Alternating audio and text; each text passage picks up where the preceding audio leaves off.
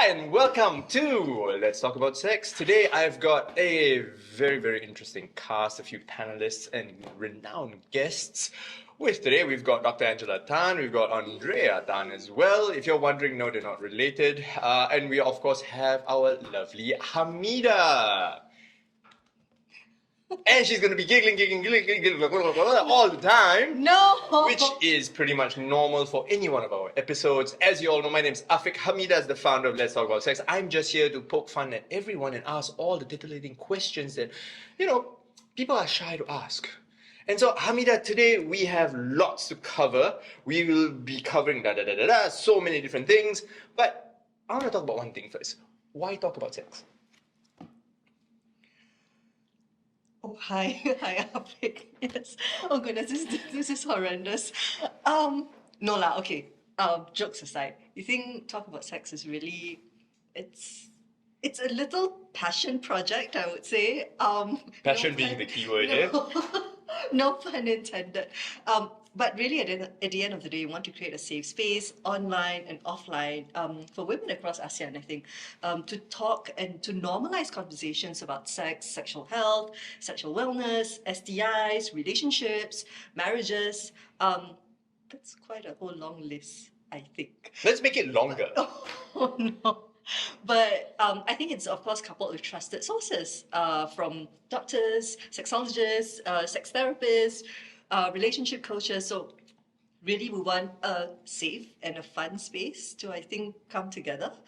And basically to help women improve sexual health and their relationships that they have with their spouses and their partners. Absolutely. I mean, let's be frank. Somebody says sex in a room and you're like, cannot say, cannot say. Right? I mean, Dr. Angela, when we say sex, what are some of the common misconceptions that people have? Oh my God, it's so taboo. Tell us your experience. Taboo is one thing, but the whole idea about sex, right?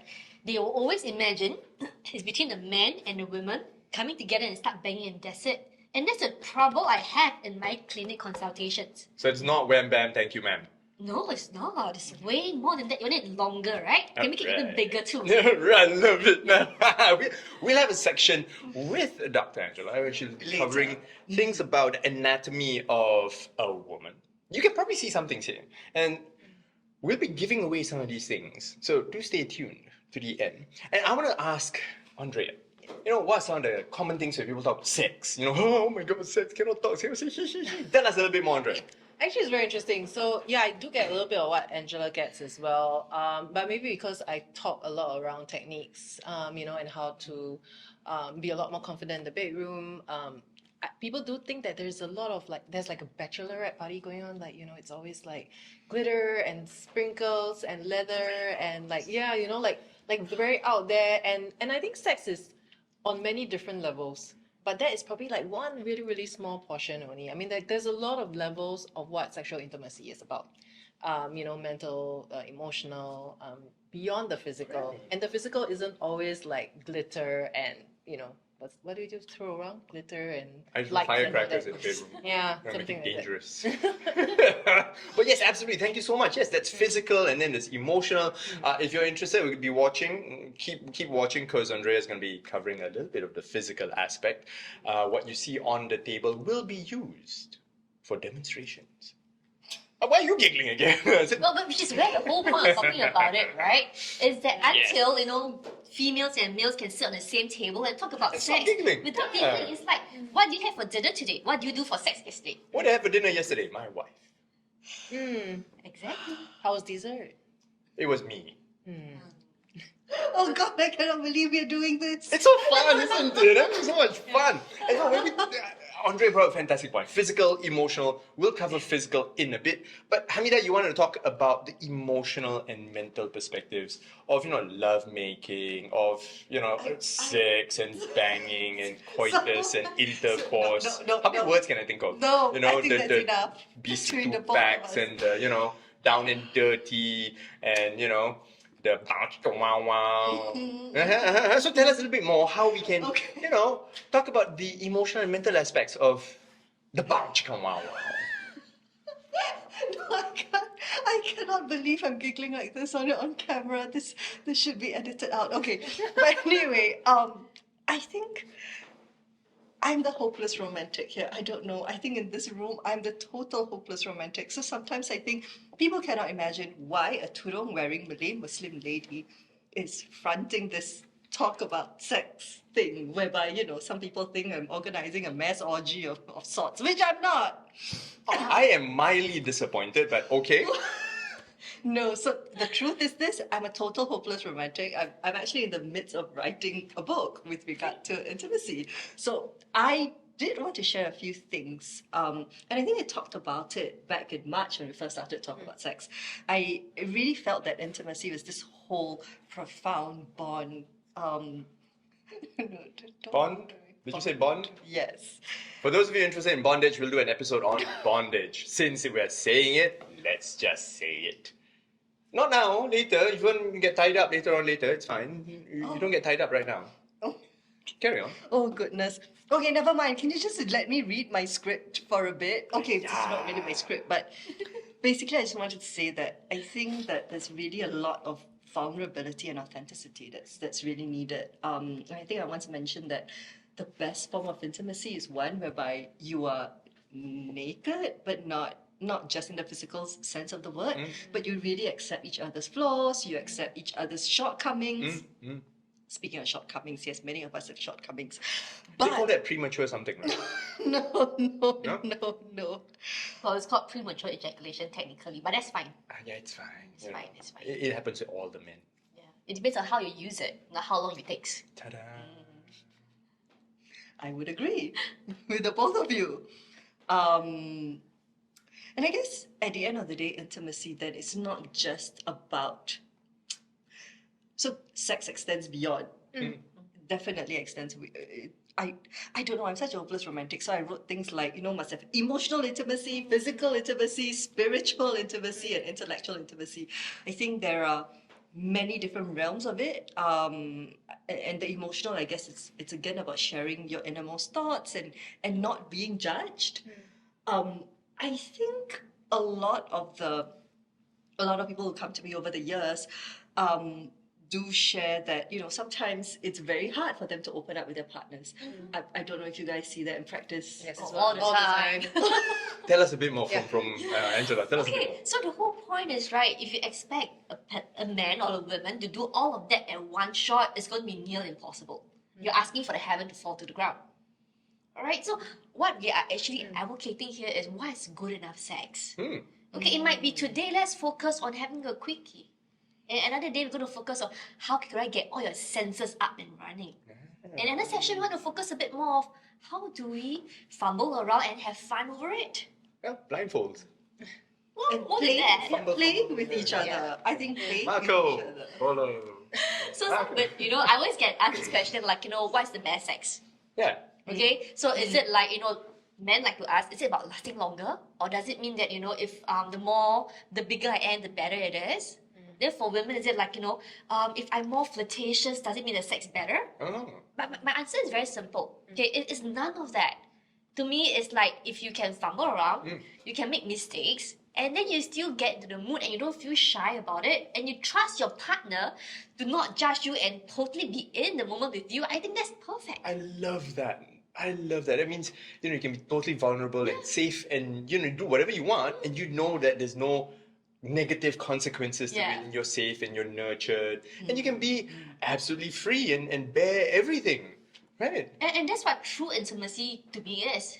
That's fantastic. That's lovely. What about you, Andrea? Tell me a little bit. Well, it's really interesting that you say you are hopeless romantic, like, you know, as if it's different from sex. And I think that we need to start looking at it over a wider spectrum. A lot of the sex techniques or the sexual, you know, dysfunction or wellness stuff that we look at, and a lot of the clients that I look at, sex always is kind of part of it, or intimacy, you know, intimacy issues. But at the end of the day, it's really how do I connect with my partner? And how do I know that I have the ability to connect with my partner or someone in the future if I'm single? You know, I just want to know that I can do that, because the most important thing in life is not, you know, I mean, well, maybe for some people, their level of success is very different. You know, they have very different measures. But I believe on some level, for everyone, one of the most important things in life, at least, is connection with someone else. You know, how are you? How does that person see you and witness you? And all of these come together and sometimes make more exciting, make more fun, make more messy with the element of sex. You know, and that's just part of pleasure and, you know, connecting on a very intimate level. But it's really all about human connections. Actually, that just describes being human totally. Exactly. Yes. Right. Yeah. Which is why the messiness and the fumbling and the, you know, we talk about it like we're laughing, but you know, when you're there and then sometimes it's a little bit awkward. It is a little bit awkward. Sometimes you do, you know, you might be with a person 5 years, 10 years and still be scared to ask for some things. And that is okay. And which is why it's a very human experience. Which is a fantastic point you bring up, because so in my practice, in my line, I talk to a lot of couples, and one of the biggest things that we're talking about when we talk about intimacy is being able to know that when I speak to my spouse, my partner, that I'm safe. I can say and ask for anything, and I know that I won't be judged, I won't be criticized, I won't be laughed at, or I won't even be put down. And having that intimacy, we were talking about physical intimacy, we're talking emotional intimacy and intellectual intimacy. I would say what you've brought up is such a fundamental thing, right? To be able to say, hey, I'm comfortable with this person, I'm safe with this person, I can say whatever the heck I want, and I know that come hell or high water, this person has my back. Yeah. I mean, I'm gonna like tweak it a little bit, and I really like all that, and I think that's the core of it. And you know, if you really want to talk about like deepening our relationships and further building on like, you know, how do you get to the next stage and the next stage and the next stage, is if any one of us breaches that safe space, we have tools or practices or ways to come back to that same space. And I think that will take you from like, you know, a certain connection level to way more than that. Tell us a little bit more about that. Give me like a tip that you can, not just a tip, but you can give me a couple of tips for couples who, you know, just to be able to say, hey, I want to create a safe space. How do I create that? One. And two, if that safe space has been broken, how do I repair that? Yeah, so first and foremost, when you have that conversation, couples have that conversation, you don't have it in the heat of the moment. You don't have that while you're like, you know, in the middle of sex and, you know, let's talk about us and like very wrong timing. So timing is very important, right? When everybody's kind of in the good mood, you know, and you are, you know, you're not like in an intense space. So that's really the setting, right? But also just very key elements, just one or two things for each other. When each other we breach this space, let's say you define the space, you know, to be safe I need 1 2 3, you know, and the other person is like, okay, I also need 1 2 3. Okay, might be very different obviously because two people are very different in a relationship. And if by any chance, you know, something happens out of that space, what do you need for me to remind you to come back? Or what do you need for me to show that I'm willing to open the conversation? What do you need? So, you know, like have that conversation with each other. And the what do you need sometimes could be, I need you to just remind me, or I need you to just tell me I love you. You know, these are things that we don't often say to the other person. But it's what you need. And I mean, of course, when you're in the heat of the moment, you're not going to think, right, I need to say I love you. You know, it's like, it's kind of like really not in that space. I'm angry at you right now. I still love you, but you're a bitch. Yeah, but like when you have that discussion in a very calm and not intense space, and then you'll remember that for each other, I think that helps. Yeah. So remember that we're ultimately, I always believe this, as couples, we're not against each other, right? We're together. We're together. Yeah, we have some rocky parts here and there. God knows my wife and I fight all the time, you know, but we're together, right? It's us against the issue, not us against each other. And so, like what you just said, sometimes just to be able to remind myself that this woman, I chose her, no choice really, I'm not wearing the ring, no choice really, cannot return. I'm with her for the rest of my life and I want to be with her the rest of my life. And I want to remind myself that, hey, you know, maybe I'm having a tough time, maybe she's having a tough time. What can I do to bring back the safe space? Yeah, so maybe for you, like one of the things I mean, like, I'm just using as an example in this case, then your example to her is, I need you to remind me that we are in this, you know, like just give me that sentence, remind me that one sentence, that we're in this forever, or we're in this for a long time, you know. So sometimes that just jogs your memory, like, oh, okay, you know, like I need to shift my mindset and get back in the space where we can have a proper discussion. From an NLP perspective, for those of you who are learning about, neuro-linguistic programming, we call it breaking the state, right? We have to break the state from being angry, pull back, understand that, hey, I'm in a negative state right now. Maybe it might not be the best state to be in, not conducive to having a proper conversation. Time to, hey, pull back, take a deep breath, maybe take a break for a bit, and then come back and start banging it out. Pun intended. But I just want to add to that about coming back. Alright, because what I deal with is that women don't know when their man is ever coming back. Yeah, man, we have that problem. Alright, so I always advise my male clients, please let your wife or your partner know, I'll be back 15 minutes, half an hour, next morning, whatever. Set the timeline, let them know that it's okay, that they will definitely come back. They don't have to suffer in silence or something like that. Absolutely, and that works with ladies as well. Yeah. I literally just got a text from my wife about an hour ago, because she's with the kids. And if you have kids, oh my God. The world changes. Yes. She just texted me, I need some me time. Oh. Yeah, so she texted me. So we have that communication. And I know there's a signal for me later this evening. I'm going to kidnap okay, not kidnap, they are my children after all. I'm going to wrangle the bears, bring them to the playground, so that mommy has some quiet time. She can, her hobby's journaling, by the way. So she likes to sit down and do journals, very fancy journals. I keep asking her, tell me what you write about me. Cannot. She doesn't It's tell a me. secret. Cannot. So I hope it's good things. She didn't know all the bad things also. So, bitch. But yeah, so that communication, I think I'm proud of her for reaching out and saying, hey, I need time, I need me time. So I take it as a signal, time to do my husbandly duties, in a non-sexual manner. Definitely. Yeah. Look, It's communication. interesting. Right? No, it's interesting. All three of you are talking about this, and when we were talking, I'm thinking that this good communication, communicating about us against the world and things like that, can only happen when it comes from a good space. Means there needs to be, so behind intimacy, right? I think one of the driving factors or the things that fuels it is kindness, compassion. It has to come from a good place and a good heart. Yeah, space of love. And I think certain couples still grapple with that. And I qualify my statement why I say this. I think years ago, I do work with cervical cancer patients and other patients as well. And some of them, I think they do ask the sex therapist or the therapist that, I want to have great sex, but then he says I have all of these problems and issues, not even communicating with the wife or just getting angry about little things. Means there are so many issues that's unresolved in that marriage, but you still want to have great sex, but you are not exactly an unselfish lover. So I don't know, I wanted to talk about this a little bit. Sure. About being kind, about putting the Respecting. needs of the other person first. Because if you don't, then it's just like yourself. If you don't put the needs of your wife first, then you can selfishly say that, Ma'am, thank you, ma'am. You can say that you're tired and you don't want to do it. Yeah. And some people, a lot of couples, I think, do that. I don't know. I've been reading quite a few of these forum pages. It's quite horrendous, because then the wife will say that my husband doesn't want to help me in anything. I have to take care of the kids all the time, and therefore sex in that sense of the word is the last thing on her mind. Yeah, guys, if you're watching this, the sexiest thing you can do is housework.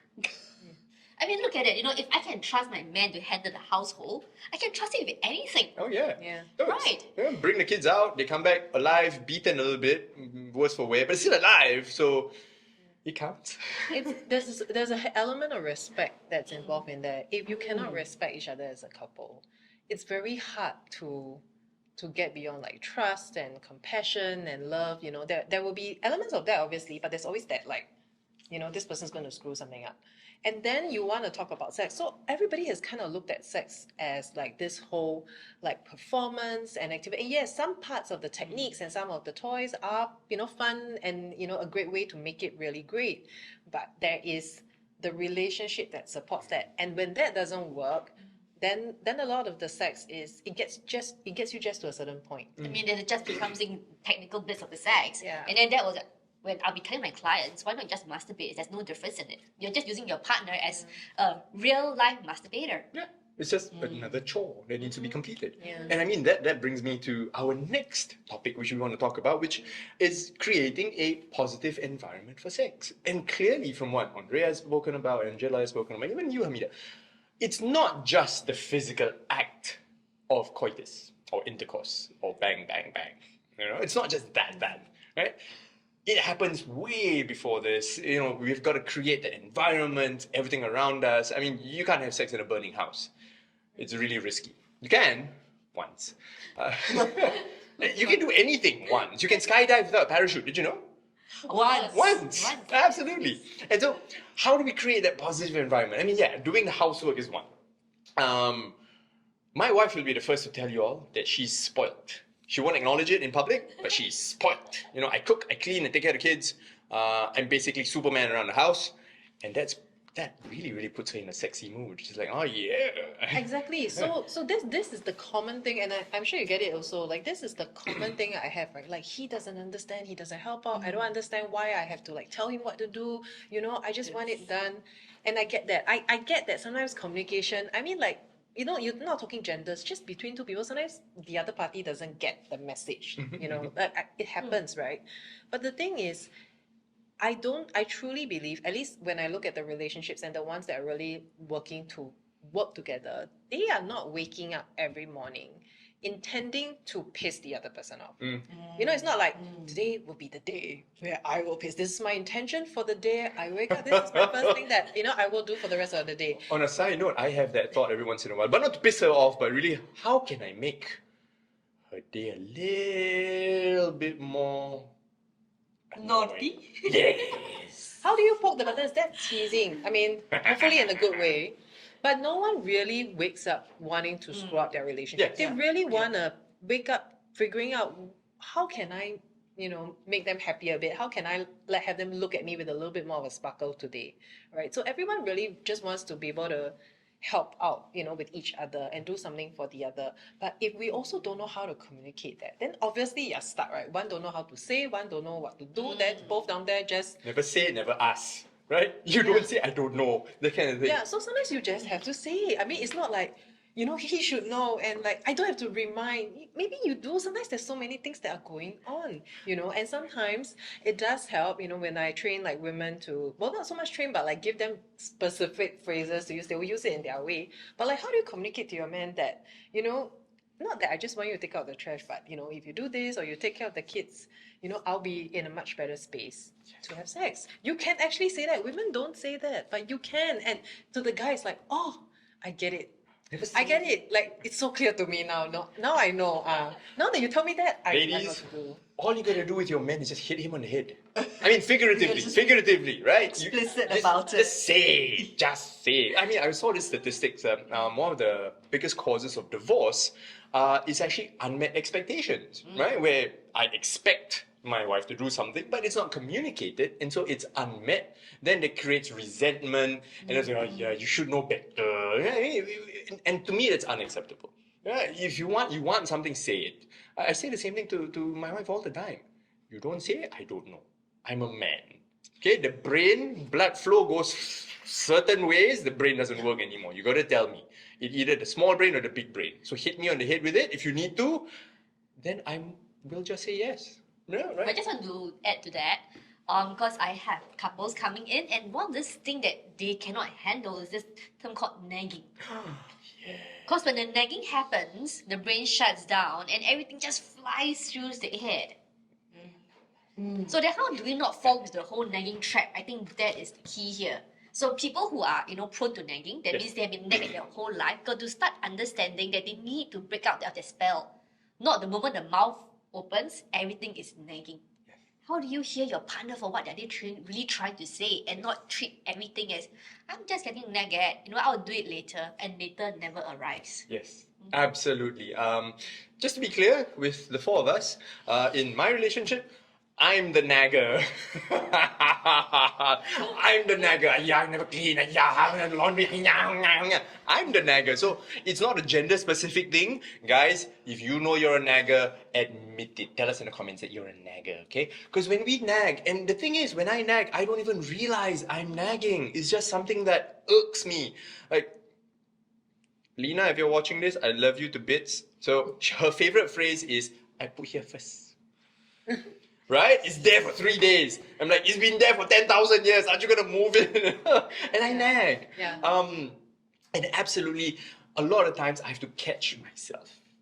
And that comes with a lot of self-awareness. Right? And self-awareness, I don't know that I'm nagging until, oh shit, I realize I've been saying this, harping on it over and over and over again. What's one way for me to be self-aware, for example? I don't know how I stumbled upon it. Well, the thing is, if you start to realize that your partner is not hearing you, then you gotta look at what is happening. Is it my issue? Is it their issue?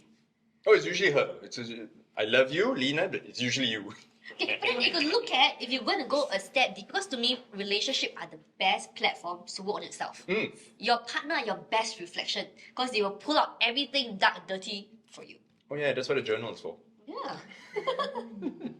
So tell me a bit more. I mean, it's very hard for somebody to be really self-aware. Right? I've it gone is. through a lot of training, Yes. a lot of programs Yes. to understand that. But what's a quick tip for you to, again, the tip, what's a quick tip for you for anybody, male, female? Doesn't matter. So if you realize something's keep happening over and over again, call it a pattern. When everything is stuck in the pattern, it means something is stuck. Alright? And then if you can find the stuck point, then you start asking yourself, why is this stuck? Why am I constantly getting upset by this thing? What about this thing upset me exactly? Is it really my partner that's upsetting me, or is it something that happened way before that really planted a seed of that irritation and annoyance? Fantastic. So when we start seeing ourselves being caught in the same loop again and again and again, have that, take a deep breath, take a pause, hang on, I'm in a loop. If you watch those time travel movies, it's the same thing over and over again, then try something different. Yes. Right? It could be me, it could be them, but it's not us against each other again, it's us together. So let's talk about it, find a solution. Am I really nagging a lot, or is it really such a major issue? For example, she put here first, she leaves things behind all over, expecting me to clean up. You know what I mean? And it starts into a loop again, So I think you're absolutely right. Good, and that's when you start looking, what is this expecting to clean up about? Why are you so uptight about expecting me to clean up? You see? Oh yeah, on a side note, whoever's watching out there, if you're a clean, neat freak like I am, everything has to be in its proper place. And unfortunately for me, I have eagle eyes, so from far away I see something wrong. That's wrong. No, it's got to be in the same, right? Who moved my stuff? You gotta learn how to let go. Yeah. I'm almost 40. I've still not learned how to let go. I laugh at that because I've been in a situation where my partner has to wash the dishes immediately. And I do not like to wash the dishes. So I will leave it there for as long as humanly possible. Until the maggots clean it up for you? Yeah, probably. I mean, slightly before that. I mean, I'm not that unhygienic, but I'm just really lazy at that.